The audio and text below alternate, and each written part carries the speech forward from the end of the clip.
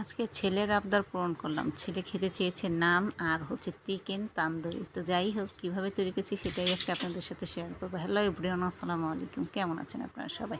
আশা করি সবাই খুব ভালো আছেন। আমিও আল্লাহর রহমতে অনেক ভালো আছি। এখানে একটা মুরগি আমি খুব ভালো করে পরিষ্কার করে এরকম সাইজ করে কেটে নিয়েছি। আমি আমার পছন্দ অনুযায়ী সাইজ করে নিয়েছি। আপনারা অবশ্যই আপনাদের পছন্দ অনুযায়ী সাইজগুলো করে নেবেন। আর এখানে নিয়েছি আদা বাটা, রসুন বাটা, জিরা বাটা, ধনের গুঁড়ি, জিরা, সব কিছু আমি মিক্সড করে বেটে নিয়েছি সুন্দর করে। এর ভিতরে দিয়ে দিচ্ছি মরিচের গুঁড়ি, আর মরিচের গুঁড়িটা আমি অল্প করে দিচ্ছি যেহেতু আমার বাচ্চারা খাবে এই জন্য। আর সাথে আরেকটু মনে হলো যে ধনের গুঁড়োটা লাগবে, তাই দিলাম। আর এখানে দিয়ে দিলাম কাবাবের যত মশলা আছে, জয়ফল, জয়ত্রী, গোলমরিচ, দারচিনি, এলাচ সব গুঁড়ো করে সুন্দর করে এর ভিতরে দিয়ে দিচ্ছি। আর আজকে কিন্তু আমি দিয়ে দিচ্ছি একটু আরেকটা জিনিস, সেটা হচ্ছে এই যে ভাজা মরিচের গুঁড়ি। আমি আজকে একটু ভাজা মরিচের গুঁড়ি ব্যবহার করব, তাতে কিন্তু খেতে বেশ ভালো লাগবে, যেহেতু এই মরিচটা একটু ভাজা টেলে নিয়ে আর কি সুন্দর একটা ঘ্রাণ আসবে এই জন্য। আর দিয়ে দিচ্ছি পরিমাণ মতো লবণ, দিয়ে দিচ্ছি সয়াবিন তেল। আপনারা চাইলে কিন্তু এখানে সরিষার তেল ব্যবহার করতে পারেন, যেহেতু তান্দুরি চিকেন বলে কথা। তো আমি আসলে ঘরে থাকা উপকরণ দিয়ে ঝটপট কীভাবে তৈরি করা যায় সেটাই আজকে আপনাদের সাথে আর কি শেয়ার করতেছি। দিয়ে দিলাম টমেটো সস।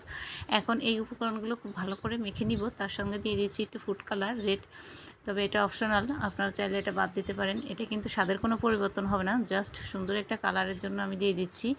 আর এখানে দিয়ে দিচ্ছি তেঁতুলের সস বা চাটনি। আমি এখানে যেহেতু ভিনেগার সয়া সস ব্যবহার করি নাই, এই জন্য আমি একটু তেঁতুলের সস ব্যবহার করলাম এখানে। আর লেবুর রসও দিই নাই এই জন্য, তবে আপনারা চাইলে কিন্তু এগুলো দিতে পারেন।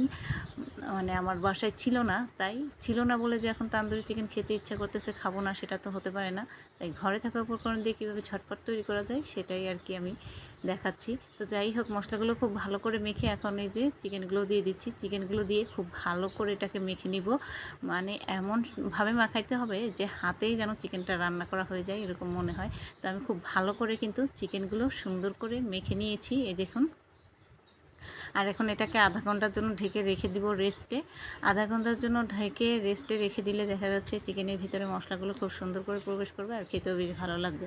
এই তো ফিরে আসলাম আধা ঘন্টা পর।